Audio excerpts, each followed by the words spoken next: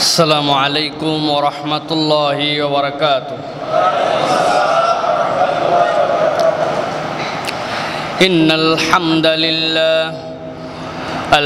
لله نحمده ونستعينه ونستغفره ونؤمن به ونتوكل عليه ونعوذ بالله من شرور أنفسنا ومن سيئات أعمالنا.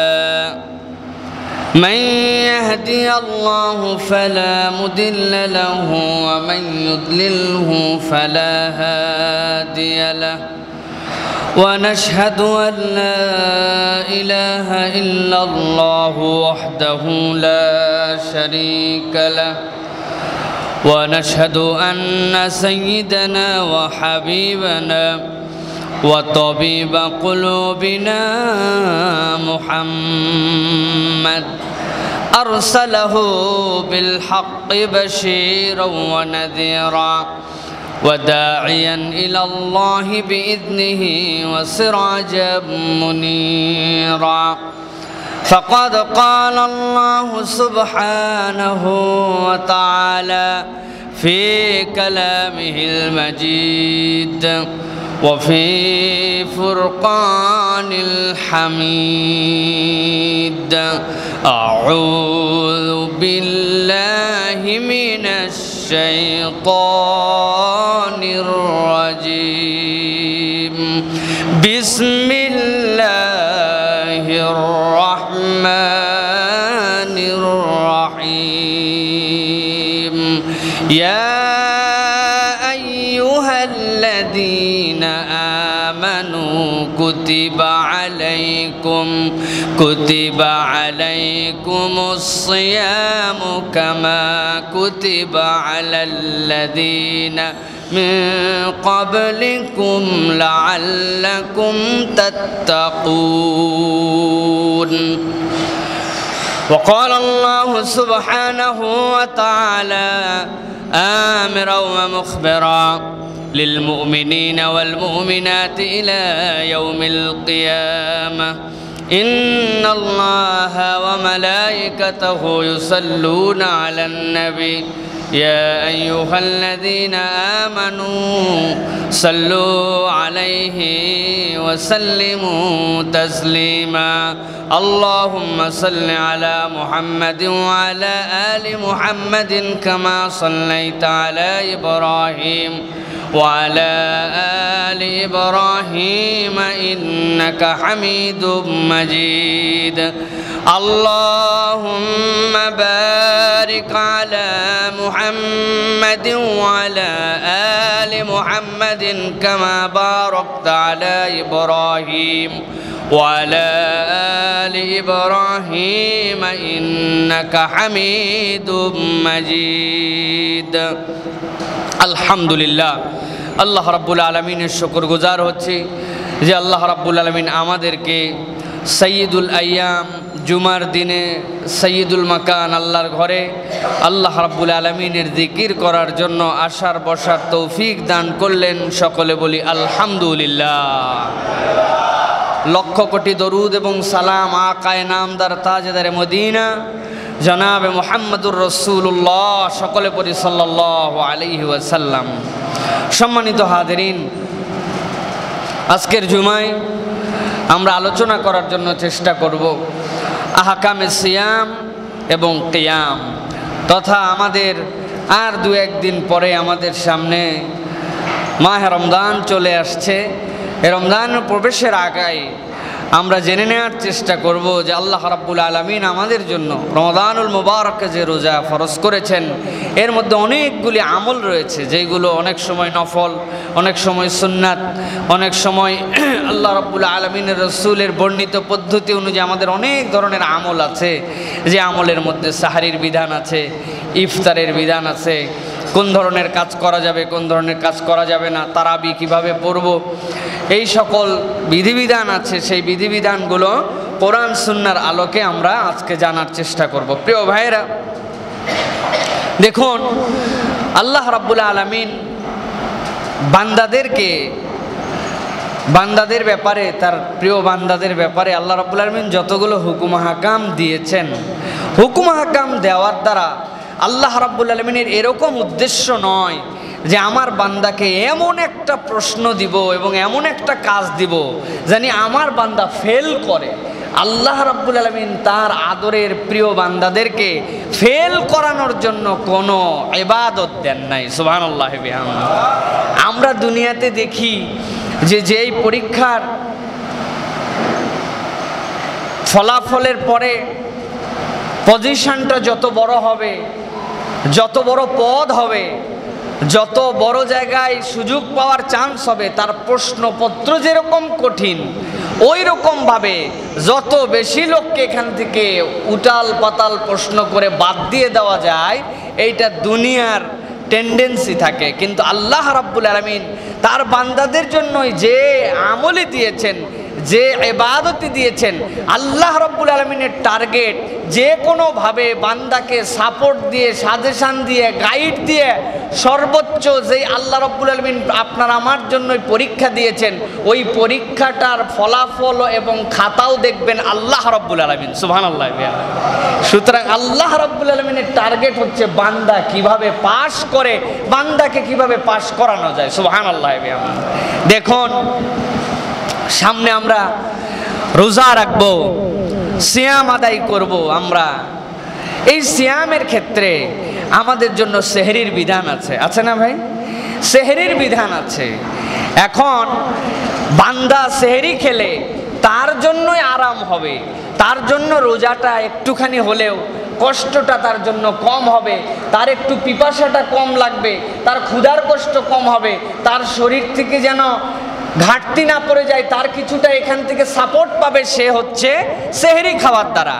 কিন্তু এই সেহরি খেলে আমাদের উপকার হয়, কিন্তু হাদিসের মধ্যে রাসূল জানাচ্ছেন যে বান্দা সেহরি খেলে তোমার উপকার হয়, তোমার শরীরের পানির ঘাটতি, পানির শূন্যতা পূরণ হয়, শরীরের মধ্যে তোমার আমিষ প্রোটিনের উপকারিতা ঘাটতি পূরণ হয়। কিন্তু বান্দা খাও তুমি সেহরি তোমার জন্য, কিন্তু এই সেহরি খেলে এটাও আল্লাহ রাব্বুল আলামিনের একটা ইবাদত হিসাবে শামিল হয়ে যায়। সেহরি খায় আমাদের জন্য আর আমলটা হয়ে যায় আল্লাহর জন্য, ইবাদত। সুবহানাল্লাহ বিহামদিহি। এই জন্য রাসূল সাল্লাল্লাহু আলাইহি সাল্লাম বলছেন যে শোনো, আস-সুহুরু আকলুহু বারাকা ফালা তাদউহু ওয়ালাউ আন ইয়াজরা আহাদুকুম জুরআতাম মিম্মা। আল্লাহ রাসূল বলছেন শোনো, আস-সুহুরু বারাকাতুন, যেই সেহরিটা তোমরা খাও এই সেহরিটা ত্যাগ করো না, এই সেহরিটার মধ্যে আল্লাহ রাব্বুল আলামিনের পক্ষ থেকে তোমাদের জন্য বরকত আছে। সুবহানাল্লাহ। এমনকি রাসূল সাল্লাল্লাহু আলাইহি ওয়াসাল্লাম বলছেন ওয়ালাউ আন ইয়াজরা আহাদুকুম জুরআতাম মিম্মা, তোমার সেহরি খাওয়ার জন্য কিচ্ছু নাই, এমন একটা কন্ডিশনের মধ্যে তুমি পড়ে গেছো যে তুমি সেহরি খেতে পারছো না, কিন্তু জেনে রাখো তুমি যদি ওই সেহরির নিয়ত করে এক ঢোক পানিও খাও, আল্লাহ রাব্বুল আলামিন এর মধ্যেও তোমার জন্য অসীম বরকত রেখেছেন। তাহলে কত গুরুত্বপূর্ণ এইটা প্রিয় ভাইরা, সেহরি এইটা আমাদের জন্য একটা বরকত, আল্লাহ রাব্বুল আলামিনের পক্ষ থেকে নিয়ামত। সুতরাং এইটা আমাদেরকে গ্রহণ করতে হবে। তবে এখানে আমাদেরকে স্মরণ করে রাখতে হবে, আমাদের মধ্যে সেহরি খাওয়ার নাম করে আমরা অনেক সময় সারা রাত জেগে থাকি, অথবা রাত্র গভীর পর্যন্ত জেগে 12টা-1টার দিকে আমরা সেহরি খেয়ে এরপরে আমরা অনেক সময় ঘুমিয়ে পড়ি। এরকম অনেক আমল আমাদের মধ্যে আছে। সেহরিটা কোন সময় খেলে ওই বরকত পাওয়া যাবে, এইটা কি দুনিয়ার মানুষের সাজেশন অনুযায়ী খাবো নাকি রাসূল সাল্লাল্লাহু আলাইহি ওয়াসাল্লামের পরামর্শে খাবো? রাসূল সাল্লাল্লাহু আলাইহি ওয়াসাল্লামের পরামর্শে খাবো। রাসূল সাল্লাল্লাহু আলাইহি ওয়াসাল্লামের পরামর্শ কি? সাহাবী বলছেন তাসাহহারনা মা রাসূলিল্লাহি সাল্লাল্লাহু আলাইহি ওয়াসাল্লাম থুম্মা কুমনা ইলাস সালাহ, আমরা রাসূল সাল্লাল্লাহু আলাইহি ওয়াসাল্লামের সাথে সেহরি খেলাম, সাহাবীরা বলছেন। অতঃপর নবীজির সাথে আমরা নামাজে দাঁড়ালাম। এক সাহাবী জিজ্ঞাসা করলেন যে কতটুক সময়ের মধ্যে ছিল? যেই ফজরের সালাতে তোমরা রাসূলের সাথে সেহরি খেয়ে তোমরা ফজরের সালাতে যে দাঁড়ালা, এই সালাত আর সেহরির মধ্যে কতটুকু পার্থক্য ছিল? সাহাবী বললেন বেশি পার্থক্য না, খুব সুন্দর ধীরস্থিরভাবে পড়লেও 50 আয়াতের বেশি তেলাওয়াত করা যাবে না। এতটুক সময় পরেই রাসূল সাল্লাল্লাহু আলাইহি ওয়াসাল্লাম সেহরি খেয়ে নামাজে দাঁড়ায় গেলেন। সুবহানাল্লাহ বিহামদিহি।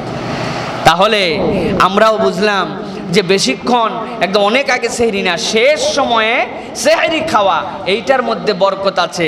50 আয়াত মানে কোরআন শরীফের 3 পৃষ্ঠা, সর্বোচ্চ 15 মিনিট লাগবে আস্তে সুস্তে পড়লেও, আর আমি পড়লে লাগবে 6 মিনিট 5 মিনিট, হাফেজ সাহেব পড়লে আরো কম লাগবে। প্রিয় ভাইয়েরা, এইটুক সময়ের ডিউরেশনে নবী করিম সাল্লাল্লাহু আলাইহি ওয়াসাল্লাম সেহরি শেষ করে ওয়াক্ত শেষ, ফজরের ওয়াক্ত শুরু, রাসূল সাল্লাল্লাহু আলাইহি ওয়াসাল্লাম নামাজে দাঁড়ায় গেছেন। এর দ্বারা কি বোঝা যাচ্ছে? আল্লাহ রাব্বুল আলামিন বান্দাদের জন্য সহজ করতে চান। তুমি যদি আগে খাও তোমার জন্য আরো বেশি কষ্ট। আপনি আমি রোজা রাখবো 12 ঘন্টা 13 ঘন্টা 30 মিনিট সম্ভবত আমাদের, বা 14 ঘন্টা 30 মিনিট এবার আমাদের রোজা, কিন্তু ইংল্যান্ডে যে মানুষগুলি থাকে ওরা রোজা থাকবে 18 ঘন্টা। সুবহানাল্লাহ। আয়ারল্যান্ডের মানুষ, আইসল্যান্ডের মানুষ থাকবে 20 ঘন্টা রোজা।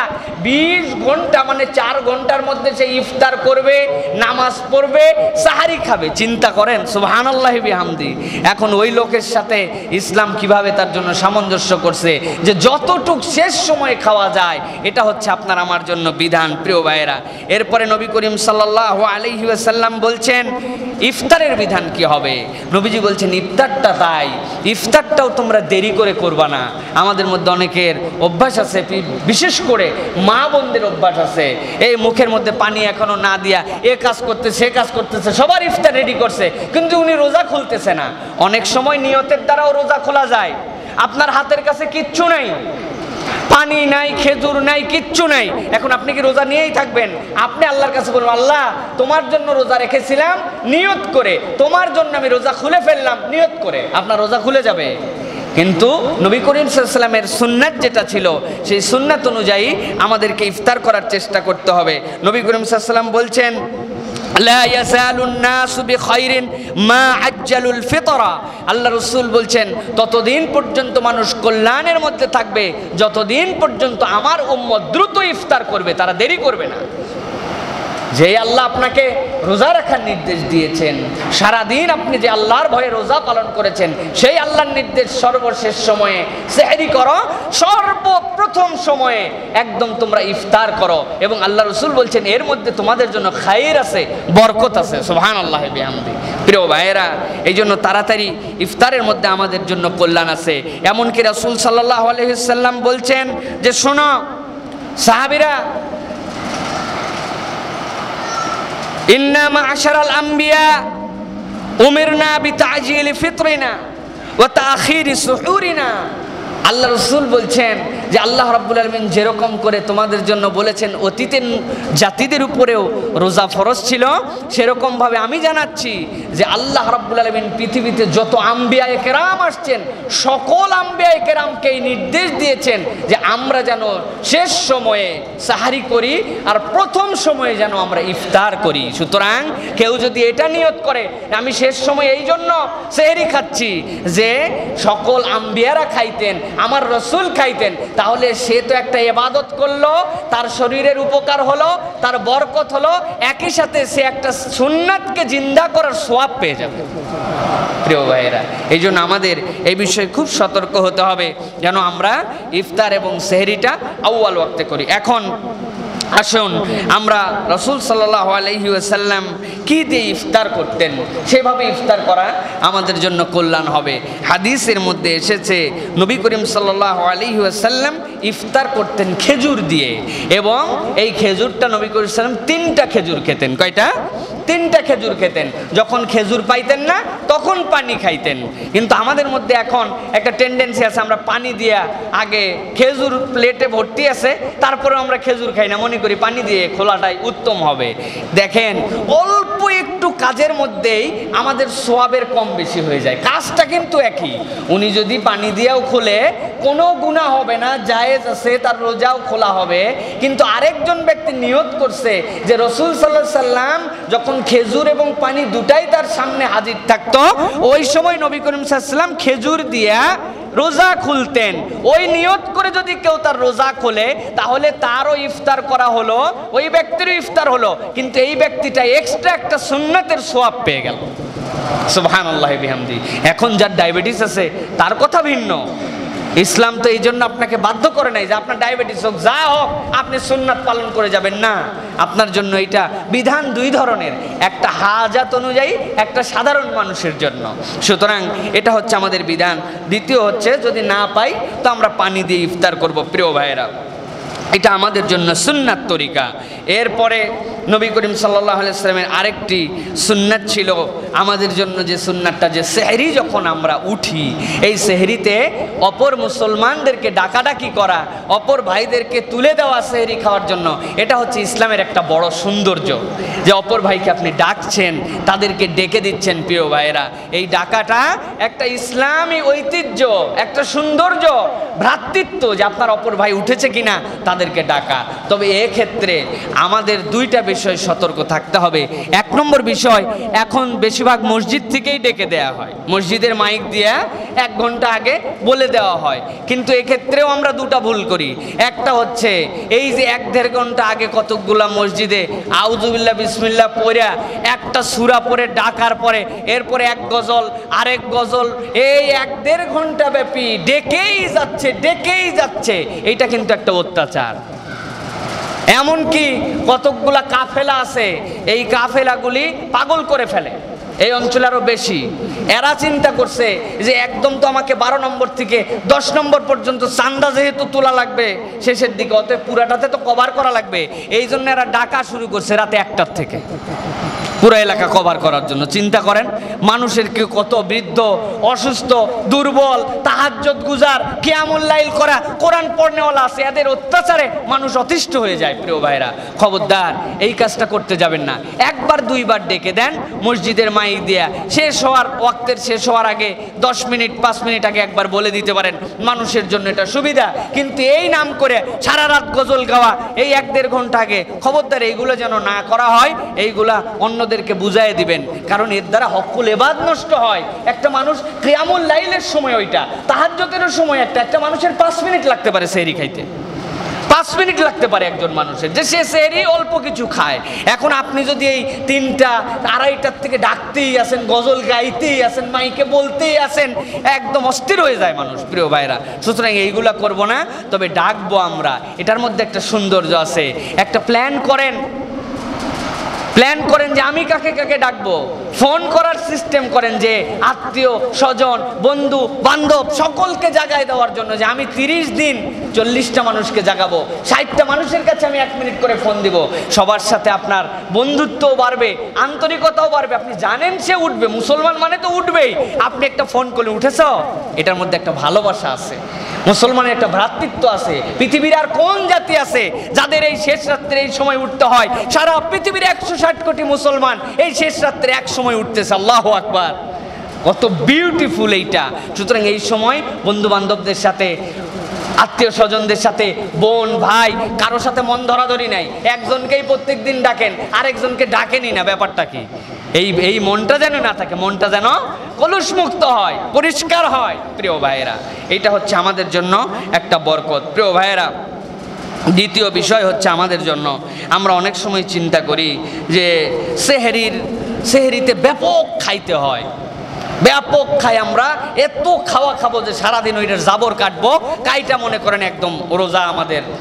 প্রিয় ভাইরা, দ্বিতীয় আরেকটা বিষয় আমাদের মধ্যে আছে, সেটা হচ্ছে অনেকেই জানেন, আপনারা জানেন কিনা, যে রমজান মাসে কিন্তু কোনো খাওয়ার হিসাব আল্লাহ নেন না। জানেন তো আপনারা নাকি?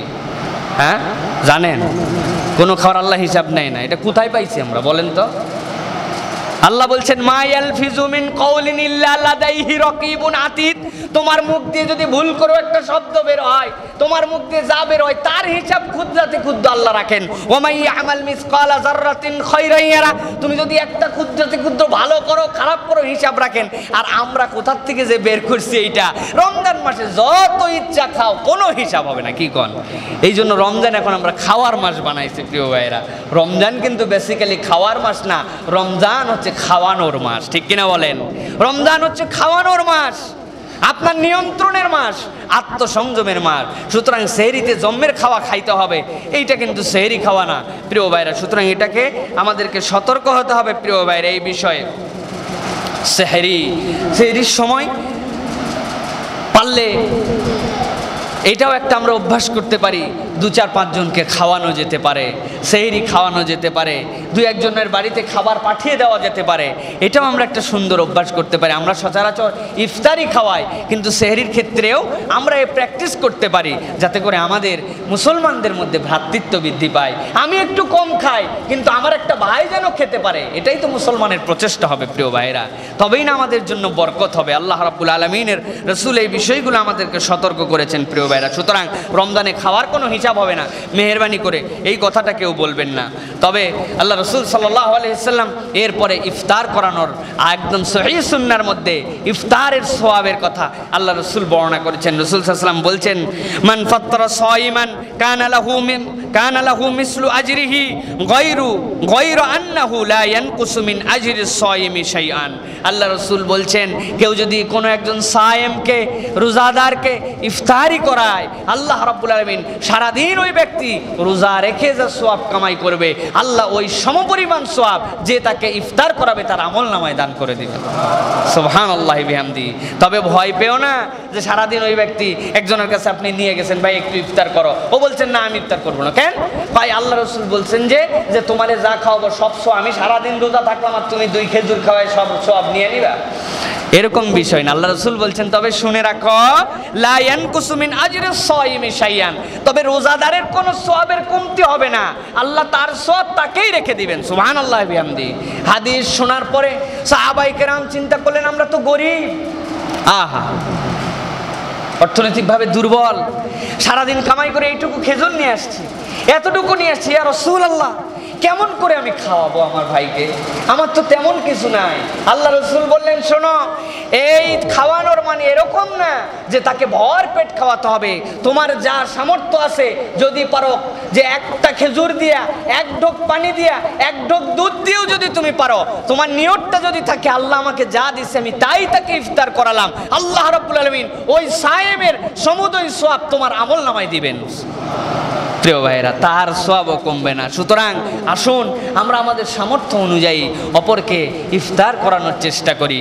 এক্ষেত্রেও মুসলমানদের এখন 2 ধরনের দুর্বলতা। একটা হচ্ছে আমরা যতটুকু ইফতার করাই বা না করাই, যারা করায় তারা এটাকে একটা পার্টিতে রূপ দিছে। এখন বাংলাদেশে ইফতার পার্টি দেখবেন প্রত্যেকটা পেপারে সরকারি দলের একটা, বিরোধী দলের একটা, পার্মানেন্ট তো 2টা মনে করেন যে একদম আছেই, আসবেই প্রত্যেক দিনের রিপোর্ট। এছাড়াও ব্যক্তি উদ্যোগে বন্ধু বান্ধবের নাম দিছে ইফতার পার্টি। এমন ইফতার পার্টি, ইফতার করার পরে বুফেতে লাঞ্চ করে মাগরিবের নামাজ না পড়ে, এশার নামাজ না পড়ে ইফতার পার্টি চলে এই বাংলাদেশে, আছে না ভাই?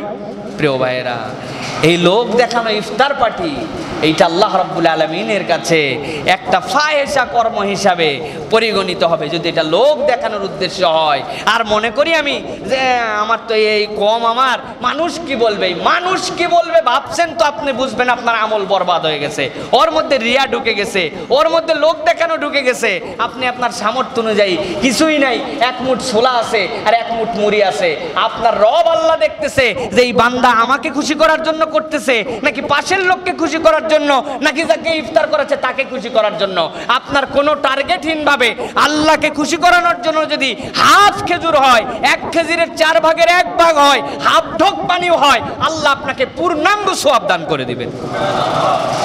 প্রিয় ভাইয়েরা, সুতরাং অভ্যাস করি আমরা, যার যার সামর্থ্য আছে একটু অভ্যাস করি।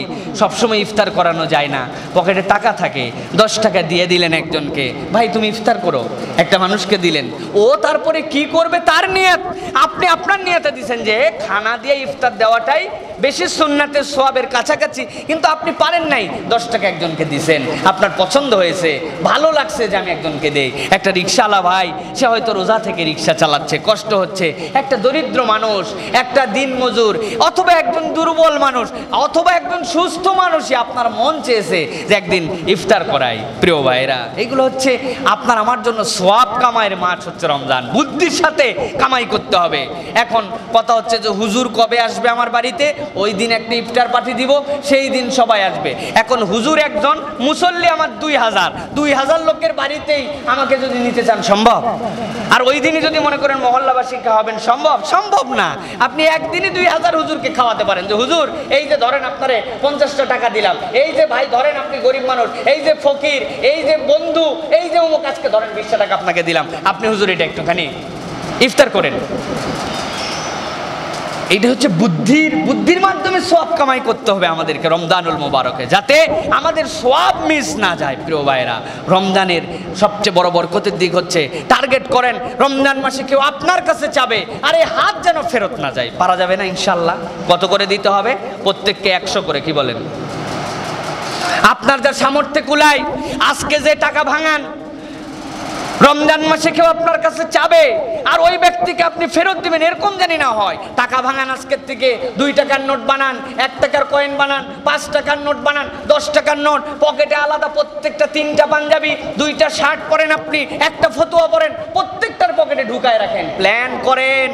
রমজান প্ল্যানিং এর মাস, কামাইয়ের মাস, এমনি আসবে না এগুলি। আপনার কাছে কেউ একজন চাবে, হাত এরকম হয়েছে, আপনার হাত উপরে তার উঠবে আপনার সামর্থ্য অনুযায়ী।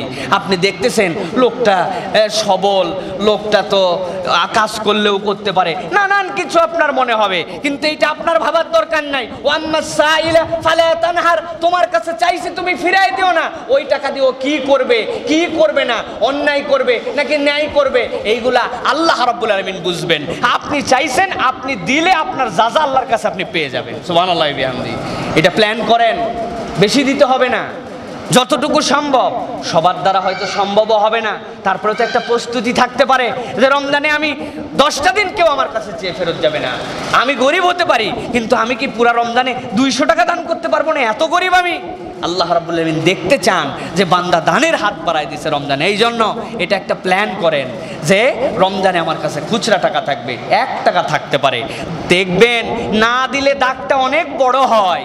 মনে হবে 5 জন আপনার কাছে, এই দিতে পারবো না, মাফ করা, এখন ঝামেলা করো না, এখন ব্যস্ত, দেখতেছো না এখন মোবাইল করতেছি, আরে কে বলি বাজার করতে আসলাম, তোমাদের অত্যাচারে বাঁচি না, নানান কথা আমরা বলি। কিন্তু বলার পরে দিন শেষে এসে গুনে দেখবেন কয়জন রে আপনি, মনে হবে কত লোক রে ফিরাইলাম রে, বাজারে একটা ফিরাইছি, বাসে ওঠার সময় একটা ফিরাইছি, টাকা ফ্লেক্সি লোড দেওয়ার সময় একটা ফুরাইছি, মোবাইলে কথা বলার সময় একটা ফুরাইছি।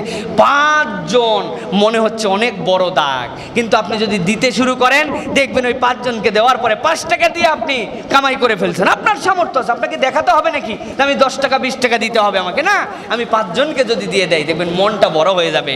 আল্লাহ রাসূল সাল্লাল্লাহু আলাইহি ওয়াসাল্লাম বলছেন, ইরহাম্মান ফিল আরদ ইরহাম্মান ফিস সামা, দুনিয়াবাসীর উপর তুমি রহম করো, আসমানওয়ালা তোমার উপর রহম করবেন। সুবহানাল্লাহ বিহামদি। আর আসমানওয়ালা কেমন করে রহম করবেন? অন্য সময় আল্লাহর কাছে দোয়া করি, আল্লাহুম্মা আফতাহ আলাইনা আবওয়াবা রাহমাতিক, আয় আল্লাহ তুই আমার রহমতের দুয়ার খুলে দে, খুলে দে। আর আল্লাহ বলতেছেন রমজানুল কারীম যদি আসে, রাসূল সাল্লাল্লাহু আলাইহি ওয়াসাল্লাম বলছেন রমজানুল মুবারক আসলে ফুতিহাত আবওয়াবুস সামা, আল্লাহ অটোমেটিক আসমানের দরজা তোর জন্য খুলে দেন। সুবহানাল্লাহ। ওইটা তো রহমত ঝরার সময়, ঝরেই যাচ্ছে রহমত, আপনি তো ধরে নিবেন। অন্য সময় তো বলতে হয় খোলো খোলো খোলো, তারপরে আপনি হাত তুলে আসবে কি, আর এখন তো পড়তেছে, আপনাকে ধরতে হবে ডালি দিয়া, বস্তা দিয়া, আপনাকে প্রস্তুতি নিতে হবে। এইগুলো হচ্ছে তার জন্য পদ্ধতি। প্রিয় ভাইরা, আল্লাহ রাব্বুল আলামিন আমাদেরকে এইভাবে সওয়াব কামাই করার জন্য তৌফিক দান করুন, সকলে বলে আল্লাহুম্মা আমিন। প্রিয় ভাইয়েরা, এরপরে বলে ফেলেছি আপনাদের কাছে অন্যকে নিজের খাওয়ায় ভাগ দেওয়া, যেটা নিজের খাওয়ার প্রমাণ। নিজে যে ইফতারি অত আইটেম নিয়ে বসছি, অত আইটেম তো খাবেন, খেলে তো পেটেই যাবে, সব শেষ। কিন্তু ওই 5টা আইটেম ভাগ করে দিয়ে সওয়াব কামাই করেন। পাশের ফ্ল্যাটে পাঠান, পাশের বাড়িতে পাঠান, একদিন না প্রত্যেক দিন পাঠান, প্রয়োজনে যা আছে। যে আজকে খালি বেগুনি পাঠালাম, আপা আজকে আপনি বেগুনি করেন না, বাড়িতে যে বলেন, ভাবিদেরকে বলেন এই পলিসি, প্রত্যেক দিন আপনাকে সব আইটেম দিয়ে একবারে এই ফল সে ফল দিয়ে 10 রকম আইটেম দিয়ে আমি পাঠাইছি, এরকম না। আজকে আপনি পেঁয়াজি করবেন না আপা, আজকে আমার পেঁয়াজির থেকে আপনি আগামীকাল আপনি আমাকে বেগুনি পাঠায়েন। ভ্রাতৃত্বের সমাজ ইসলাম। আল্লাহ রাসূল বলছেন জিরান জিরান, তোমার প্রতিবেশী তোমার প্রতিবেশী তোমার প্রতিবেশী। এত বেশি রাসূল সাল্লাল্লাহু আলাইহি ওয়াসাল্লাম প্রতিবেশীর ব্যাপারে আমাদেরকে বারবার বলেছেন যে রাসূল সাল্লাল্লাহু আলাইহি ওয়াসাল্লাম এক সময় বলছেন যে প্রতিবেশীর হকের ব্যাপারে এত বেশি আমার কাছে জিবরাইল আমিন বলতে শুরু করলেন, আমার ভয় হলো যে না জানি বোধহয় প্রতিবেশীকে আমার সম্পদের ওয়ারিসনামার মধ্যে ঢুকাই দেওয়া হবে। আল্লাহু আকবার। কত বেশি কতকগুলো আমলের ব্যাপারে রাসূল সাল্লাল্লাহু এমনকি ইচ্ছাকৃত কতকগুলো আমলকে ছেড়েছেন মাঝে মাঝে। রাসূল ভয় পেয়েছেন যে ফরজ হয়ে যেতে পারে, তার মধ্যে একটা মেসওয়াক। রাসূল সাল্লাল্লাহু এত পছন্দ করতেন মেসওয়াক করা। অসুস্থ হয়ে গেছেন, আয়েশা সিদ্দিকা রাদিয়াল্লাহু তাআলা আনহার মাথায় রাসূল সাল্লাল্লাহু আলাইহি ওয়াসাল্লাম কোলে মাথা দিয়ে শুয়ে আছেন। রাসূল সাল্লাল্লাহু আলাইহি জ্ঞান আসে, হুঁশ চলে যায়, ওযু করানো হয়, দাঁড়ান, আবার জ্ঞান চলে যায়। বুখারীর হাদিসের মধ্যে এসেছে ওই সময় রাসূল সাল্লাল্লাহু আলাইহি ওয়াসাল্লাম ইশারা করলেন, ইশারা আয়েশা সিদ্দিকা রাদিয়াল্লাহু আনহা বুঝে ফেললেন। সাহাবী একজন দৌড়ায় যে মেসওয়াক এনে দিলেন। নবীজির ক্ষমতা ছিল না যে ওই মেসওয়াকটা চিবিয়ে চিবিয়ে নবীজি নিজের দাঁতগুলো ডলবেন। আয়েশা সিদ্দিকা রাদিয়াল্লাহু তাআলা আনহা বলছেন, আমি নিজে আমার দাঁত দিয়ে মেসওয়াকটা চিবালাম, এরপরে রাসূল সাল্লাল্লাহু আলাইহি ওয়াসাল্লামের মুখটা আমি মেসওয়াক করায় দিলাম। নবীজি এত পছন্দ করতেন মেসওয়াক করা। আমরা যে ব্রাশ করি এর দ্বারাও আমাদের মুখের পবিত্রতার হক আদায় হবে, পরিচ্ছন্নতার হক হবে। তবে যদি সুযোগ থাকে একটা মেসওয়াক রাখবেন পকেটে, একটুখানি মেসওয়াক করলেন, তাহলে রাসূল সাল্লাল্লাহু আলাইহি ওয়াসাল্লামের যেই পদ্ধতিতে করতেন ওইটার সুন্নাতেরও সওয়াব হয়। প্রিয় ভাইয়েরা, এর মধ্যে বরকত। আজকে আমাদের গলার রোগ, কানের রোগ, চোখের রোগ, নাকের রোগ, আমাদের রোগ আর রোগ, মুখ কেন্দ্রিক রোগের আমাদের কোনো শেষ নাই। ম্যাক্সিমাম রোগ আমাদের মুখ দিয়ে হয়। নাকের রোগও মুখ দিয়ে হয়। নাকের মধ্যে একটুখানি ড্রপ দিয়েন, দেখবেন কোন জায়গায় যায়, কোথায় যায়, গলায় তিতা লাগে, লাগে। কানের মধ্যে দিলেও গলায় তিতা লাগে। চোখ, নাক, কান, ইএনটি কেন বলে? এইগুলো সবগুলা হচ্ছে এর সাথে জড়িত। আজকে মুসলমানের চোখ, নাক, কান, মস্তিষ্ক, দাঁত, যত ধরনের রোগ, এইগুলা ম্যাক্সিমাম এই মুখ না পরিষ্কার করার কারণে। আপনি আমি যদি রাসূলের সুন্নাত তরিকা অনুযায়ী 5 ওয়াক্ত ওযুর আগে যদি আমি একটু মেসওয়াক করি, আপনার আমার এগুলো ম্যাক্সিমাম রোগ ভালো হয়ে যাবে ইনশাআল্লাহ। প্রিয় ভাইয়েরা, সুতরাং এই বিষয়ে আমাদেরকে সতর্ক হতে হবে। প্রিয় ভাইয়েরা, এরপরে আল্লাহ রাব্বুল আলামিন তার বান্দাদের জন্য বলছেন যে শোনো, তোমাদের জন্য তোমরা রোজা রাখতেছো, আমার জন্য এই রোজা করতেছো, এই রোজা তোমাদের জন্য কি বরকত নিয়ে আসবে। রাসূল সাল্লাল্লাহু আলাইহি ওয়াসাল্লাম বলছেন, মান সামা রমাদানান ঈমানান ওয়া ইহতিসাবান গুফিরা লাহু মা তাকাদ্দামা মিন যামবিহি। কেউ যদি ঈমানের সাথে, ইহতিসাবের সাথে হিসাব করে রোজাগুলো আদায় করে, তাহলে আল্লাহ রাব্বুল আলামিন বলছেন অতীতের সব গুনাহ আল্লাহ রাব্বুল আলামিন বান্দার মাফ করে দিবেন। কিন্তু এখানে একটুখানি বোঝার বিষয় আছে, অর্থ আমরা বুঝি না। 1 নম্বর, মান সামা রমাদানান, যারা রমজানের রোজা রাখবে কি হিসাবে? ঈমানান, ঈমানের সাথে, বিশ্বাসের সাথে, ইয়াকিনের সাথে। ওইটার মানে কি? ওইটার মানে হচ্ছে আল্লাহ যেভাবে বলেছেন এটা আল্লাহর ফরজ নির্দেশনা, ঈমানের সাথে, বিশ্বাসের সাথে রোজা রাখবে। দ্বিতীয়, ইহতিসাবান। এই জায়গায় যত আমাদের গ্যাপ, ইহতিসাবের মানে জানি না, সওয়াবের মানে জানি আমরা। মান সামা রমাদান ঈমানান ওয়া ইহতিসাবান গুফিরা লাহু মা তাকাদ্দামা মিন যামবি। অতীতের সব গুনাহ মাফ। শর্ত দুইটা, 1 নম্বর ঈমান, 2 নম্বরে ইহতিসাব। ইহতিসাব মানে কি? ইহতিসাব মানে হচ্ছে আত্মসমালোচনার সাথে, হিসাব করে করে, গুনে গুনে, পুঙ্খানুপুঙ্খভাবে। ইহতিসাব মানে পরিসংখ্যান। আপনার জন্য গুনে গুনে আত্মসমালোচনা করে, বুঝে বুঝে, আন্দাজি হাঁকাও রোজা থাকবে না। প্রিয় ভাইয়েরা, রাসূল সাল্লাল্লাহু আলাইহি ওয়াসাল্লাম এই ইহতিসাবের ব্যাখ্যা করেছেন আপনার আমার জন্য। আবার একজন মানুষ রোজা আছে, আল্লাহর ভয়ে না খেয়ে আছে, আল্লাহর ভয়ে, কিন্তু ওই বান্দার দ্বারা হারাম বর্জন হয় না। ওই বান্দা দেখা যাচ্ছে সুদ বাদ দেয় না, ফাঁকিবাজি বাদ দেয় না, ঝগড়া বাদ দেয় না, গালি বাদ দেয় না, গীবত বাদ দেয় না, চগলখুরি বাদ দেয় না, সাদাবাজি বাদ দেয় না, মিথ্যা বাদ দেয় না, অপরকে ঠকানো বাদ দেয় না, আবার রোজাও আছে। ও বিশ্বাস করছে, কিন্তু ঈমান আছে তার, কিন্তু ইহতিসাব নাই। আল্লাহ রাসূল সাল্লাল্লাহু আলাইহি ওয়াসাল্লাম বলছেন, তুমি যদি এরকম করে রোজা রাখো যার মধ্যে কোনো ইহতিসাব নাই, যার মধ্যে কোনো হিসাব নাই, আল্লাহ রাসূল বলছেন লাইসা সিয়ামু মিনাল আকলি ওয়াশ শারবি। জেনে রাখো, সিয়াম তো এইটাকে বলা হয় না যে আমি না খেয়ে আছি, কিছু খাই নাই, পেট ফাঁকা, একটুকু পানি খাই নাই। লাইসা সিয়ামু মিনাল আকলি ওয়াশ শারবি, না খেয়ে পান করা, না খাওয়ার নাম রোজা নয়। আল্লাহ রাসূল বলছেন ইন্নামাস সিয়ামু মিনাল লাগবি ওয়ার রাফাসি। নিশ্চয় সিয়াম তো ওইটা যে বান্দা পাপাচার, অন্যাচার, অত্যাচার, অন্যায় এবং ফুসুক থেকে বেঁচে থাকবে। রফাস এবং ফুসুক, এই দুটা থেকে যদি বান্দা বেঁচে থাকে ওইটার নাম সিয়াম। আর এক হাদিসের মধ্যে আল্লাহ রাসূল সাল্লাল্লাহু আলাইহি ওয়াসাল্লাম বলছেন মান লাম ইয়াদা কাওলাজ জুরি ওয়াল আমালু বিহি ওয়াল আমালা বিহি ওয়াল জাহালা ফালাইসা লিল্লাহি হাজাতুন। আল্লাহ রাসূল সাল্লাল্লাহু আলাইহি ওয়াসাল্লাম বলছেন, যে ব্যক্তি বাজে কথা, ফাহেসা আচরণ, অন্যায় কর্ম, কওলুজ জুর, অযথা কথাবার্তা, গালিগালাজ, এইগুলার থেকে বাঁচতে পারলো না, দরকার নেই তার এই না খেয়ে কষ্ট করার কোনো দরকার নেই। এমন কোন হাদিস আল্লাহ রাসূল বলেছেন, রুব্বা সাইমিন, অনেক রোজাদার আছে যারা রোজা থাকে, তার এই রোজাটা না খেয়ে থাকা ছাড়া কোনো কাজ দেয় না। এটা হচ্ছে ওই অপরাপর ধর্মাবলম্বীদের উপবাসের মতো উপবাস। আমাদের এখন রোজা অনেক সময় উপবাস হয়ে যাচ্ছে।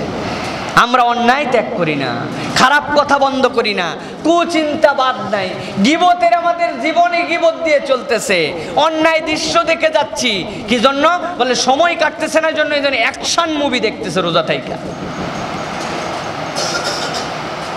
প্রিয় ভাইরা, কি কপাল পোড়া আমরা, চিন্তা করেন কি কপাল পোড়া হয়ে যাচ্ছে। রাসূল সাল্লাল্লাহু আলাইহি ওয়াসাল্লামের জন্য বলছেন, প্রিয় ভাইরা আমাদেরকে এইগুলার থেকে বাঁচতে হবে, এইগুলার থেকে আমাদেরকে হেফাজত করতে হবে। আপনি ব্যবসায়ী, আপনি আল্লাহর ভয় রোজা, আল্লাহর ভয় না খেয়ে আছেন, অথচ আপনি দ্রব্যমূল্য বাড়িয়ে রেখেছেন, আপনি বেহিসাব লাভ করছেন, আপনি গুদামজাত করে রোজাদারদের থেকে এক্সট্রা মুনাফার জন্য চেষ্টা করছেন, আপনাকে হিসাব দিতে হবে না? প্রিয় ভাইরা, ব্যবসায়ীদের জন্য তো এটাই দান হবে। ওই ব্যবসায়ী যদি দান না করে, যে রোজাদারের কাছে সে মিথ্যা কথা বলে মাল বিক্রি করে না, ওজনে কম দিয়ে মাল বিক্রি করে না, ইন্ডিয়ানটারে চাইনা বলে না, চাইনারে ইন্ডিয়া বলে না, যা লাভ দরকার ওইটার একটা নির্ধারিত পরিমাণ লাভ করে, অতিরিক্ত লাভ করে না, মজুদ রাখে না, আল্লাহ রসুলের পরিভাষায় জানা যাচ্ছে তার আর দান করতে হবে না। ওই ব্যবসায়ীর এটাই আল্লাহর কাছে দান হিসাবে কবুল হয়ে যাবে। সুবহানাল্লাহ। প্রিয় ভাইয়েরা, অথচ আজকে দেখেন কত মনিটরিং, গরুর গোস্তের কেজি কত হবে এইটা নির্ধারণ করে দিতে হচ্ছে সরকারকে, খাসি কত হবে, ভেড়া কত হতে হবে। এতদিন পর জানা গেল যে আমরা খাসির নামে ভেড়াও খাই, গরুর নামে মহিষও খাই। আর গাবতলী এলাকায় আমরা থাকি, আমরা তো দেখি, আমরা চিন্তা করি এত গরু ঢাকায়, কিন্তু অর্ধেকই দেখি যখন পাল নিয়ে যায়, মহিষ যায়, এগুলো যায় কোথায়, কোথায় যায় এগুলি? প্রিয় ভাইয়েরা, একটা জবাই দেয় গরু দিয়া, ওইটার কান একদম বড় কইরা, তারপরে কাল্লাটা একটু গোড়ার থেকে কাটে, এই দিক থেকে যেন গরুটা বড় দেখা যায়, কাইটে একবারে টাঙায় রাখছে ওইটা। এদিকে কিন্তু গরুর গোস্ত বিক্রি হয়েছে 5টার সমান, কিন্তু ঝুলতেছে মাথা একটা, ওই মাথা বিক্রি করে না। কয় মাথা বেচবেন? কয় না, এটা শেষে, শেষে হুজুর, এটা শেষে এখন না, শেষে আইসেন, দাম দর করে টাকা প্রয়োজনে দিয়ে যান। আমি ভাই আমার এখন দরকার, কয় না হুজুর চাইলেও দেওয়ার সময়, এইটা দেখে এগুলো বিক্রি হচ্ছে। আমি বললাম ভাই গরু তোমার তো 5টা বিক্রি করলাম। কয় হুজুর আপনি যান এখন। বুঝছেন তো নাকি? ফাঁকে মহিষ চলতেছে। প্রিয় ভাইয়েরা, এইগুলো ধান্দাবাজির ব্যবসা চলতেছে আমাদের দেশে। প্রিয় ভাইয়েরা, এইগুলো তো হওয়ার কথা ছিল না। রমাদানুল মুবারকে আমাদের এইগুলোর থেকে সতর্ক হতে হবে। প্রিয় ভাইরে, কতদিন পরে আমরা পরিবর্তন আনবো? আর কতদিন পরে? এইগুলো না হয় বাদ দিলাম, কয়জন কষাই এখানে আছে, কয়জন ব্যবসায়ী আছে, কিন্তু মানুষ হিসাবে আমাদের অবস্থান দেখেন তো। মিথ্যা কথা বলাকে এই রমজানে আমরা বন্ধ করব প্ল্যান করছি না। মিথ্যা বলবো না, গালি দিব না, ঝগড়া করব না, স্ত্রীর সাথে খারাপ আচরণ করব না, কাজের মেয়ের সাথে খারাপ আচরণ করব না, মানুষকে ছোট করে কথা বলবো না। পারবো এইগুলি? গীবত করব না। আরে গীবত না করে থাকবো কেমনে, নাকি বলে? গীবত মানে কি তাও তো জানি না। গীবত তো সত্য কথা, গীবত তো সত্য কথা রে ভাই, গীবত তো মিথ্যা কথা না। কতবার আপনাদেরকে বুঝিয়েছি, আমরা গীবত বুঝি না। গীবত বুঝি আমরা গীবত বুঝি না। আল্লাহ রাব্বুল আলামিন কুরআনুল কারীমের মধ্যে বারবার বলেছেন, কুরআনুল কারীমের মধ্যে যতগুলো উদাহরণ আছে, এর থেকে সাংঘাতিক, এর চেয়ে বিশ্রী, এর থেকে নিম্ন রুচির দিক দিয়ে আল্লাহ কোনো উদাহরণ দেন নাই। পুরা কোরআনুল কারীমের মধ্যে এত ভয়াবহ দৃশ্যপট আল্লাহ আনেন নাই। কোন মানুষগুলোর জন্য? ওই মানুষগুলোর জন্য। আল্লাহ কি বলছেন যে কি করে তারা? একজন মানুষ তার সত্য দোষ অপর ভাইয়ের সত্য দোষ বলে, মিথ্যা না, কিন্তু সে তখন তার সামনে উপস্থিত নাই। আমার 3টা বদগুণ আছে, খারাপ অভ্যাস আছে, আপনি জানেন, আরো 10 জন জানে, কিন্তু আমি যখন মসজিদ থেকে বেরিয়ে গেছি, আরেকজন এসে আরেক ভাইয়ের কাছে বলতেছে কথার কথা অপর ভাইয়ের সম্পর্কে, জানিস ওই ভাইটা ওর মায়ের সাথে খালি ঝাড়ি দিয়ে কথা বলে, আর জানিস নাকি ও তো মাঝে মাঝে খালি মিথ্যা কথাও বলে বেড়ায়, আর কথাবার্তা বললেই বন্ধুদের সাথে এত গালিগালাজ দেয়, মুখটা এতই খারাপ। 3টা কথা এলাকার যদি 50 জনের কাছে শোনেন 50 জনই সাক্ষী দিবে এই লোক মিথ্যা কথা বলে নাই। ঠিকই বলছে, আমরাও চিনি ওই লোক এরকম। কিন্তু বিশ্বাস করেন রে ভাই, ওই লোকের অনুপস্থিতিতে, ওই লোকের সামনে ছাড়া পিছনে এই কথা বলার নাম হচ্ছে গীবত। আল্লাহ বলছেন আয়ুহিব্বু আহাদুকুম আইয়াকুলা লাহমা আখিহি মাইতান ফাকারিহতুমু। ও দুনিয়ার মানুষ, তোমার একটা মৃত ভাই রুচিতে কুলায় যে তুমি তার গোশত খাবে? তোমার মারা যাওয়া ভাই তোমার মায়ের পেটের থেকে হইছে, এটার গোশত তুমি খাবে রান্না করে? আহা, ভাবলেই তো নিজের কাছেই দেখেন, ভেবে দেখেন কি কথা, গোশতের উপরেই রুচি নষ্ট হয়ে যাবে। এত ভয়াবহ যে গোশত আর মরা ভাই। আল্লাহ বলছেন ফাকারিহতুমু, আমি জানি তোমার এটা অপছন্দ হবে, আমি জানি, কিন্তু সেই বান্দায় কেমন করে ওই সমপর্যায়ের গুনাহটা, ওই গীবতটা করো? প্রিয় ভাইয়েরা, আজকে গীবতে ভরে গেছে। গীবত না থাকলে সমাজে হিংসা উঠে যাবে অনেকখানি, শত্রুতা কমে যাবে অনেকখানি। প্রিয় ভাইয়েরা, এটা আল্লাহ রাব্বুল আলামিন থিওরি এইগুলা প্রিয় ভাইয়েরা। সুতরাং এখান থেকে বাঁচতে হবে, গতানুগতিক রমজান যেন আমাদের জীবনে না আসে। প্রিয় ভাইয়েরা রে, একটু লেখেন, একটু প্ল্যান করেন। আজকে যে আবার একটু নতুন করে লাস্ট একটা দিন সময় আছে মনে করে একটু খাতা কলম নিয়ে বসেন যে এই রমজানে আমি 5টা জিনিস চাই, 5টা অ্যাচিভমেন্ট চাই, এই 5টা আমার খারাপ গুণ ছিল, লিখে ফেলেন, লিখে ফেলেন। প্রিয় ভাইরে, যারা লিখতে পারেন, আমার যুবক মুসল্লিরা যারা শুনছেন তাদেরকে বলছি, লিখেন, একটু কষ্ট করে একটু লিখেন যে এই 5টা দিক ত্যাগ করবো ইনশাআল্লাহ। এই 5টা নতুন সাবজেক্ট আমার জীবনে উন্নতি হবে। একটা সূরা মুখস্থ করব, অথবা এই বইটা পড়ব, অথবা এই জিনিসটা জানবো, অথবা এই কয় রাকাত তারাবি পড়ব, এই তারাবির বাংলা অর্থটা জানার চেষ্টা করব। এরকম একটু প্ল্যান করেন। আল্লাহ দেখুক, আল্লাহ দেখুক, ফেরেশতাদের সাথে আলোচনা করুক। দেখ, রমজানে আমি আসমানের দুয়ার খুলে দিব, জান্নাতকে খুলে দিব, জাহান্নামকে বন্ধ করে দিব, শয়তানের পায়ে জিনজির লাগাবো। আমার আদরের বান্দা, ওই বান্দা প্রস্তুতি নিচ্ছে জান্নাতে আসার জন্য। সুবহানাল্লাহ। আল্লাহ দেখতে চান, আল্লাহ খুশি হন, গর্ব করেন ফেরেশতাদের সাথে। প্রিয় ভাইরা, এই দুনিয়াতে থেকে, গরিবালয়ে থেকে, ভাঙ্গা ঘরে থেকে আল্লাহর কাছে আলোচনার সাবজেক্ট হন। এই কথাগুলি শুধুমাত্র শুনেন না, একটুখানি চেষ্টা করেন। প্রিয় ভাইরা, আল্লাহ বরকত দিবে ইনশাআল্লাহ। প্রিয় ভাইরা, এরপরে কিয়ামুল লাইলের বিষয়ে আসুন আমরা কিছু জানি। কোরআন তেলাওয়াত, এর কোনো বিকল্প নাই। রমজান এসেছে কোরআন নিয়ে। আজকে আমরা কতবার বলেছি আপনাদের কাছে, আমরা সব এত তাকওয়া পথ খুঁজতেছি, কিন্তু আমাদের তাকওয়া হাসিল হচ্ছে না। কেন হাসিল হচ্ছে না? তাকওয়া হাসিল হচ্ছে না আমাদের, কারণ আমরা ডাক্তারের দেওয়া ওষুধ খাচ্ছি, কিন্তু প্রেসক্রিপশন ফলো করে না। আমার যেরকম মন চাচ্ছে এরকম করে হবে না। আল্লাহ রাব্বুল আলামিন বলছেন, শাহরু রমাদান আল্লাযী উনজিলা ফীহিল কুরআন হুদাল লিন-নাস ওয়া বাইয়িনাতিন মিনাল হুদা ওয়াল ফুরকান। কোরআন সহ এসেছে। সুতরাং কোরআন ছাড়া আপনি যা দিয়ে মনে করেন যে আপনার রমজানের অ্যাচিভমেন্ট হচ্ছে, সম্ভব না। টিভি দেখা, পেপার পড়া, খবর দেখা, নেট চালানো, সব কিছু লিমিটের মধ্যে আনেন না, এত বেশি দরকার নেই। খবর দেখার সময় মন পছন্দ হচ্ছে না, শয়তান বুঝবেন যে আপনি জান্নাতের কাছাকাছি যাচ্ছেন, ওই জন্য শয়তানের এখন পছন্দ হচ্ছে না। এই জন্য আপনাকে এখন ঠেকানোর জন্য আলসামি আসতেছে আপনার নানান। কারণ শয়তানকে বন্ধ করে রাখলেও তার এফেক্ট তো আপনার শরীরে আছে, পয়জন তো শরীরে ঢুকাই দিয়ে গেছে, অভ্যাস বানাই দিয়ে গেছে তো আপনার আমার জন্য। প্রিয় ভাইয়েরা, এই জন্য এইগুলার থেকে আমাদেরকে বাঁচার চেষ্টা করতে হবে। একদিনে না, কষ্ট করে কষ্ট করে কষ্ট করে চেষ্টা করতে হবে। কোরআনের কাছে আসতে হবে, পড়তেই হবে কোরআন আপনাকে। সেহরির সময়, ইফতারের আগে, দুপুরে, নামাজে আপনাকে কোরআনের কাছাকাছি আসতে হবে, চেষ্টা করতে হবে। এক খতম তো বাধ্যতামূলক মুসলমানের জন্য।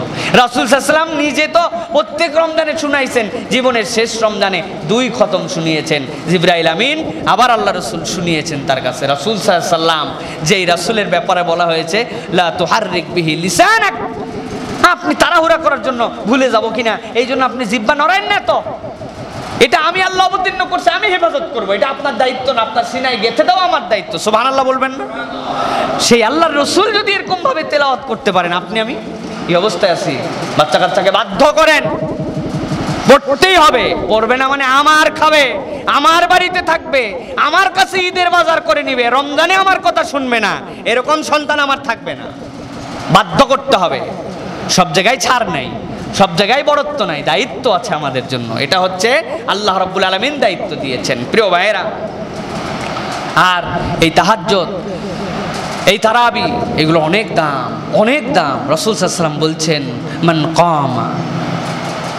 মান কামা ঈমানান ওয়া ইহতিসাবান গুফিরা লাহু মা তাকাদ্দামা মিন যামবিহি। কেউ যদি দিনে রোজা রাখে আল্লাহ রাব্বুল আলামিন তার যেরকম অতীতের গুনাহ মাফ করবেন, ওই রকম কেউ যদি ঈমানের সাথে হিসাব করে করে যদি তারাবি আদায় করে, কিয়ামুল লাইল আদায় করে, আল্লাহ ওই বান্দার অতীতের সব গুনাহগুলো মাফ করে দিবেন। সুবহানাল্লাহ বিহামদি। প্রিয় ভাইয়েরা, আজকে আমাদের দেশে মহা বিতর্কের সাবজেক্ট একটাই আলোচনা, হুজুর তারাবি কয় রাকাত? কি বলেন, তারাবি কয় রাকাত? এই প্রসঙ্গের আগে একটা প্রসঙ্গ আপনাদের কাছে বলি। আপনার সন্তান স্কুলে পড়ে, কলেজে পড়ে, দুনিয়ার হাইসিয়াতে বোঝার চেষ্টা করেন, অথবা আপনার দোকান আছে একটা, আপনি ব্যবসা করেন, নানান কিছু করেন। এখন আপনি স্যারের কাছে যে বলতেছেন, স্যার এই স্কুলে পাস মার্ক কত স্যার? বলে 33। কত? 33। আচ্ছা ঠিক আছে। আপনি বাচ্চা পড়তেছে, পড়ার সময় আপনি যাই বলেন, ভালো করে পড়, তুই যেন 33 পাস অন্তত। কি বলেন? বলবেন না? ভালো করে পড়, 33 পাস জানে অন্তত। ও যদি বেশিও পড়ে বলবে না, থাম, আন্দাজি 33 পেলেই পাস, হুদাই বেশি পড়বি কেন? প্রিয় ভাইরা, কেউ বলবে, দুনিয়ার কোনো বোকা বলবে দোকানে বেশি বিক্রি হচ্ছে, আরে বিক্রি বাদ দাও, এত লাভ করে দরকার নেই, লাভ কম দেন। বলবে সবাই চাই দুনিয়ার জীবনে বেশি বেশি লাভ, বেশি বেশি ফায়দা। কিন্তু আশ্চর্য বিষয়, যখন ইসলামের কোনো কথা বলা হয় তখনই আমরা গ্যাপ খুঁজি যে কত ফাঁকি দেওয়া যায়, কত কম দিয়ে পাস মার্ক তোলা যায়। কি বলেন? দুনিয়ার 60 বছরের জন্য এত নাম্বার তোলার চেষ্টা, আর যে অনন্ত জীবনের জন্য, সোয়াব হাসিলের জন্য কেউ বেশি করার চেষ্টা করে না, খালি চিন্তা করে কোনটাতে পাস মার্ক পাওয়া যাবে। প্রিয় ভাইয়েরা, পাস মার্কের চিন্তাটা প্রথমে মাথাতে ঝেড়ে ফেলেন। সোয়াব বেশি কামাই করার জন্য চিন্তা করেন। দ্বিতীয় প্রশ্ন হচ্ছে তারাবির বিষয়ে, মেহেরবানি করে অন্তত এই রমজানে আর মতবিরোধ করেন না, মানুষগুলাকে, মুসলিম উম্মাকে আর এই ডিভাইডেড করেন না, মুসলিম উম্মাটাকে এক হওয়ার তৌফিক দান করেন। আপনার যদি তৌফিকে না কুলায়, আপনি 8 রাকাত নামাজ পড়েন, আপনাকে কেউ বলবে না, কেউ বাধ্য করবে না, 20 রাকাত আপনাকে পড়তেই হবে। তবে যেই মানুষগুলা 20 রাকাত তারাবি পড়ছেন, কোরআনুল কারীম তার মধ্যে শুনছেন, মেহেরবানি করে তাদেরকে বিরোধ করেন না, তাদের সাথে তাদেরকে পড়তে দেন। প্রিয় ভাইয়েরা, হাদিসগুলা পর্যালোচনা করলে দেখা যায় ইসলামের প্রথম দিকে রাসূল সাল্লাল্লাহু আলাইহি ওয়াসাল্লাম সহ ওই সময়ের তারাবিগুলা 8 রাকাতের মতো ছিল, এবং হাদিসে বোঝা যায় এটা রমজানের ভিতরে এবং বাইরে দুটাই ছিল। রাসূল সাল্লাল্লাহু আলাইহি ওয়াসাল্লাম তাহাজ্জুদ হিসাবেও 8 রাকাত করে পড়তেন। প্রিয় ভাইয়েরা, কিন্তু যখন রাসূল সাল্লাল্লাহু আলাইহি ওয়াসাল্লামের সময় হাফেজদের অসংখ্য হাফেজ ছিলেন, হাফেজদের কোনো অভাব ছিল না, তারা ছোট ছোটভাবে ব্যক্তিগতভাবে ওই 8 রাকাতের ভিতরে এক এক রাকাতে 1 পারা 2 পারা 8 পারা পর্যন্ত 4 ঘন্টা ধরে তারা কিয়ামুল লাইল করেছেন, তারাবির নামাজ আদায় করেছেন। কিন্তু যখন রাসূল সাল্লাল্লাহু আলাইহি ওয়াসাল্লামের পরের যুগে খায়রুল উমুরি করনি সুম্মাল্লাযিনা ইয়ালুনাহুম সুম্মাল্লাযিনা ইয়ালুনাহুম, সাহাবীরাও যখন বয়সের শেষ প্রান্তে এসে যাচ্ছিলেন, বেশি সাহাবী আর বেঁচে ছিলেন না, তখন হাফেজ কমে গেল। তারা 4 জন 5 জন করে মসজিদে নববীতে এসে নামাজ আদায় করতেন, জামাত করতেন। ওমর রাদিয়াল্লাহু তাআলা আনহু খলিফাতুল মুসলিমিন, লাউ কানা বাদি নাবিয়ান লাকানা উমর, যদি আমার পরে কোনো নবী হতো, আল্লাহ রাসূল বলছেন ওমর হতো নবী। সেই ওমর ইবনুল খাত্তাব রাদিয়াল্লাহু তাআলা আনহু, যাকে দেখে শয়তান ভয় পাইছে, ওমর যেই গলিতে যাইতেন শয়তান ওই গলি দিয়ে যাইতো না। ওমর ইবনুল খাত্তাব দেখলেন মানুষের সুবিধা করা দরকার। ওমর ইবনুল খাত্তাব রাদিয়াল্লাহু তাআলা আনহু এই সময় উবাই ইবনে কাব রাদিয়াল্লাহু তাআলা আনহুকে নির্দেশ দিলেন, হযরত কাব রাদিয়াল্লাহু তাআলা আনহুকে ওমর বললেন যে শোনো, তুমি মসজিদের মধ্যে জামাত কায়েম করো, এই জামাতের মধ্যে 20 রাকাত করে তারাবি আদায় করো, এবং এটা একটা সুন্দরভাবে মানুষ যেন কোরআন শুনতে পারে। প্রিয় ভাইয়েরা, এই হাদিসটা বাইহাকির মধ্যে এসেছে, অন্যান্য অনেক হাদিসের সাপোর্টে এসেছে। এতে বোঝা যায় যে তারাবিটা এর পরের থেকে সাবিত হয়েছে যে 20 রাকাত পড়া যাবে, এবং যারা পড়বে তাদেরকে বারণ করতে পারবে না। নবীজির মসজিদে এটা পড়া হয়েছে, মহিলাদের জন্য আলাদা জামাত পড়তে বলা হয়েছে। প্রিয় ভাইয়েরা, মা উযীফা ইলান নবী সাল্লাল্লাহু আলাইহি ওয়াসাল্লাম মিন কাউলিন আও ফি'লিন আও তাকরিরিন সিফাতিন খুলকিয়াতিন খুলুকিয়াতিন, এইটা হচ্ছে হাদিসের সংজ্ঞা। একই সাথে মা উযীফা মিনাস সাহাবাতি মিন কাউলিন আও ফি'লিন, কোন সাহাবীর যদি কওল হয়, ফেল হয়, ওইটাও হাদিস, আল্লাহ রাসূলের দ্বারা সাহাবেত। এইটা ওই সময় অসংখ্য সাহাবী বেঁচে ছিলেন যারা ইজমাউল উম্মার মাধ্যমে সেইটা সাপোর্ট করেছেন। সুতরাং যারা 20 রাকাত পড়ছেন তাদেরকে 20 পড়তে দেন, আপনাকে তো কেউ বাধ্য করে নাই। যারা আট পড়তেছে আট পড়তে দেন, কিন্তু এই ঝগড়া করে এই মুসলিম উম্মার মধ্যে বিরোধ আনতে আপনাকে কে বলেছে? প্রিয় ভাইয়ের, এখান থেকে আল্লাহ আমাদেরকে হেফাজত করুক। আমরা কেউ কারো প্রতিপক্ষ না। হাদিস অনেক ধরনের আছে, সব হাদিসকে স্বীকার করা মুমিনের পরিচয়। আপনার পছন্দ হয়েছে, আপনার মনে হচ্ছে আপনার শরীর কুলাচ্ছে না, আপনার সামর্থ্য কুলাচ্ছে না, আপনি হক আদায় করেন। কেউ যদি না পারে, কথার কথা কেউ তারাবি না পারে, কি হবে? তার ফরজ তরক হবে। ফরজ তরক হবে, বলেন? ফরজ তরক হবে না, পারলো না কেউ, তার জন্য ছাড় আছে, কিন্তু এই ডিভাইড করবেন না। আর আল্লাহ রসুল আরও একটা বিষয় বলছেন যে তোমরা যখন ইমামের সাথে আসো, আসার পরে খবরদার তোমরা এরকম করো না যে কত অংশ পড়লে আর কত অংশ ছেড়ে দিলে। এই অভ্যাসটার থেকেও আমাদেরকে হেফাজত করতে হবে। হাদিসের মধ্যে এসেছে, মান কামা মাআল ইমামি হাত্তা ইয়ানসরিফা কুতিবা লাহু কিয়ামু লাইলাতিন। আল্লাহ রাসূল বলছেন যে ইমামের সাথে নামাজে দাঁড়ালো, তারাবিতে দাঁড়ালো, এরপর এইটাকে পূর্ণ করলো, তাহলে সে যেন সারা রাত নামাজ পড়ার সওয়াব তার আমলনামায় লিখে নিয়ে গেল। সুবহানাল্লাহ।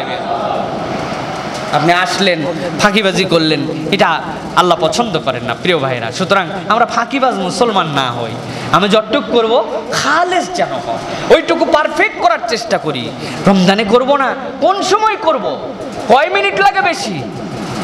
প্রিয় ভাইয়েরা, তারাবি আদায় করার চেষ্টা করেন, কারণ ওইটার নামে ইহতিসাব। ওইটা যদি হিসাব করে আদায় করেন, আপনি তো জীবনে আল্লাহর কাছে যে একবার বলতে পারবেন, আল্লাহ তোমার কোরআন আমি তো বেশি মুখস্থ করতে পারি না, 10টা সূরা মাত্র আমার মুখস্থ ছিল, অর্থ তো বুঝতামই না আল্লাহ, আমি যে কি তোমার গুনাহগার বান্দা আল্লাহ।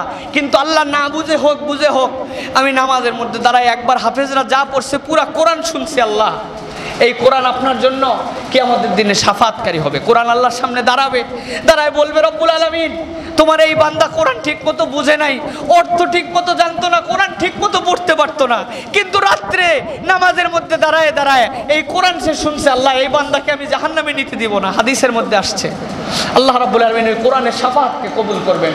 প্রিয় ভাইরা, সুতরাং এই তারাবি এইগুলোর গুরুত্ব হালকা করে দিবেন না, এইগুলো আমাদের জন্য পড়া উচিত। বাচ্চাদেরকে নিয়ে আসবেন, নামাজে দাঁড়াবে, তারা প্র্যাকটিস করতে শুরু করবে। 10 বছর হলে রোজা ফরজ হয়ে যায় বাচ্চাদের জন্য, এখন বালেগ হয়ে যায়, ফরজ হয়ে যায়। 7 বছর থেকে প্র্যাকটিস করাবেন, একটা রোজা রাখ, হাফ বেলা পর্যন্তই রাখ, তারপরে ভাঙ্গিস। ছোটবেলায় আব্বা আমাদেরকে এরকম সময়, আমাদের ছোট বয়স ছিল, যে রোজাটা এখন চলতেছে, রোজা থাকতে চাইতাম, অনেকে মানা করতে আব্বা বললো আজকে 2টা রোজা হবে, ওর একটা দুপুরে খায়, আবার বিকালে খাবে, আবার সকাল থেকে। কেন বুঝতাম না যে আলেম মানুষ তারপরে ওই কথা বলে কেন? অভ্যাস করছে যে এই ছেলেটার বয়স 7, 8, 9, অভ্যাস করতে করতে 10 বছর বয়স থেকে রোজা মিস করবে না। আর এখন অনেক ছেলে পেলে আছে 15 বছর বয়স, 16 বছর বয়স, ক্লাস 8ম শ্রেণীর সমাপনী পরীক্ষা, রোজাও থাকতে চাইলেও মা বলে খবরদার শরীর খারাপ হয়ে যাবে, আব্বা বলে দরকার নাই, আগামী বছর থেকে থাকবে, বাচ্চা ছোট আছে। আপনি লাই দিচ্ছেন তাকে। হ্যাঁ প্রিয় ভাইয়েরা, না, এরকম ভাবে করা যাবে না। এটা আপনার প্রতি দায়িত্ব, তাকে রোজা রাখা, তাকে নামাজে নিয়ে আসা। আর মসজিদে আসার পর আপনারা বিরক্ত হবেন না। ছোট বাচ্চা থেকে অনেকে বিরক্ত হয়ে যান, একটু কথা বলছে, একটু নড়াচড়া করছে, নামাজের মধ্যে একটু নড়ছে, ও তো শরীরে নড়ছে। আর আপনার যে মনের অবস্থা কি, আপনার শরীর নড়ে না কিন্তু মনই যে নাই। বাচ্চাকে নিয়ে আসেন, পাশে দাঁড় করান, প্রয়োজন একটু সাইডে নেন, নেওয়ার পরে মসজিদে নববীতে আল্লাহ আপনাদেরকে হজ করার তৌফিক দান করুক, বলেন আল্লাহুম্মা আমিন। মসজিদ নববীতে যাবেন, দেখতে পাবেন, বিশ্বাস হবে না। অনেক সময় বললে মনে হবে মসজিদে নববীর শানের বিপক্ষে যাচ্ছে। প্রিয় ভাইয়েরা, রাত্রে এশার নামাজ হয়ে গেছে, তারাবি শুরু হবে, মসজিদে প্রস্তুতি চলছে, এরকম সময় থেকে তারাবির সময় ছাড়া হজের সময় দেখা যায় যখন মসজিদে নববীতে এশার নামাজ শেষ, দরজাগুলো মসজিদ নববী বন্ধ হয়, একমাত্র মসজিদ নববীর দরজায় বন্ধ হয়, 11টা থেকে 2টা বা 1টা পর্যন্ত বন্ধ থাকে। শত শত মা আসছে, সাথে করে ফুটবল নিয়ে আসছে, ছোট বল নিয়ে আসছে, এই পায়ের উপরে ভর দিয়ে দৌড়ায় চলে যায়, স্কেটিং নিয়ে আসছে, বাচ্চা কাচ্চারা মারা সব বসে আছে, কেউ কোরআন পড়ছে, কেউ আলোচনা করছে, 5, 7, 10 বান্ধবী মিলে কোরআন বুঝতেছে, হাদিস বুঝতেছে, অথবা এমনি গল্প করতেছে। বাচ্চারা মসজিদ নববী খেলে, মসজিদ নবীর বারান্দা মাখায়া ফুটবল খেলে, দৌড়ায়, উপর হয়ে চিত হয়ে পড়ে, এমনকি ফার্স্ট এইডের গাড়ি, অ্যাম্বুলেন্স পর্যন্ত থাকে যদি বাই এমার্জেন্সি কিছু লাগে। কোনোদিন তো পুলিশ, কোনোদিন মদিনার প্রশাসন বললো না, আরে মসজিদে নববী যেখানে 1 ওয়াক্ত নামাজ পড়লে 1000 ওয়াক্তের সওয়াব হয়, রাসূল সাল্লাল্লাহু আলাইহি ওয়াসাল্লাম শুয়ে আছেন, বেয়াদব, বন্ধ করো, যাও, বের হয়ে যাও, বলছে? কোথা থেকে শিখবো আমরা? রাসূল সাল্লাল্লাহু আলাইহি ওয়াসাল্লামের হাদিসের মধ্যে আছে, রাসূল সাল্লাল্লাহু আলাইহি ওয়াসাল্লাম নামাজে দাঁড়ালেন, লম্বা সূরা শুরু করলেন, হঠাৎ করে সূরা শেষ করে নামাজ শেষ করে দিলেন। সাহাবীরা বুঝলেন কি ব্যাপার ইয়া রাসূলুল্লাহ, আয়াত কি নাসেখ মানসুখ হয়ে গেল নাকি, আয়াত কি রহিত হয়ে গেল নাকি? রাসূল সাল্লাল্লাহু আলাইহি ওয়াসাল্লাম বলছেন, কারণ বর্ণনা করছেন, যখন আমি নামাজে দাঁড়াই আর মার সাথে বাচ্চাগুলো আসে, ওরা যখন চিৎকার করে কান্না দেয়, আমি রাসূলের মনের মধ্যে আঘাত লাগে, আহারে ওর মায়ের যে কি হচ্ছে, না পারতেছে নামাজ ছাড়তে, না পারছে বাচ্চাকে আদর করতে, বাচ্চাও থামে না, এই জন্য আমি রাসূল কেরাতকে ছোট করে দিলাম। সুবহানাল্লাহ বলেন। প্রিয় ভাইয়েরা, মসজিদে এরকম বাচ্চাদেরকে নিয়ে আসতে হবে, অভ্যাস করতে হবে, এটা ইসলামিক ট্রেডিশন এইটা প্রিয় ভাইয়েরা। সুতরাং বাচ্চাদেরকে নামাজ পড়ান, আসো আজকে তারাবি পড়তে হবে, একদিন পড়ো 20 রাকাত, তারপরে যাও বাসায় তুমি আমি পড়ে আসতেছি, 2 দিন পড়ো, একদিন 10 রাকাত পড়ো, ওকে যেন অভ্যস্ত করতে। হঠাৎ করে আপনি তাকে রোজা রাখায় 20 রাকাত দাঁড় করাইছেন, ওর তো পাই ঠিক থাকবে না, পা ব্যথা হয়ে যাবে। প্রিয় ভাইয়েরা, এটা হচ্ছে ইসলাম আমাদেরকে শিখেছে, এটা বিউটি অফ ইসলাম। প্রিয় ভাইয়েরা, আসেন আমরা একটুখানি চেষ্টা করি প্রিয় ভাইয়েরা, যে আল্লাহ রাব্বুল আলামিন যেন আমাদের এই রোজাটাকে একটু ব্যতিক্রম করেন, একটু সুন্দর করেন, একটু সুন্দর প্রস্তুতি নিয়ে আল্লাহ যেন আমাদেরকে রোজাটা স্বাগত জানানোর তৌফিক দান করেন। সকলে বলেন আল্লাহুম্মা আমিন। ওয়া আখিরু দাওয়ানা আলহামদুলিল্লাহি রাব্বিল আলামিন। আসসালামু আলাইকুম ওয়া রাহমাতুল্লাহি ওয়া বারাকাতুহু।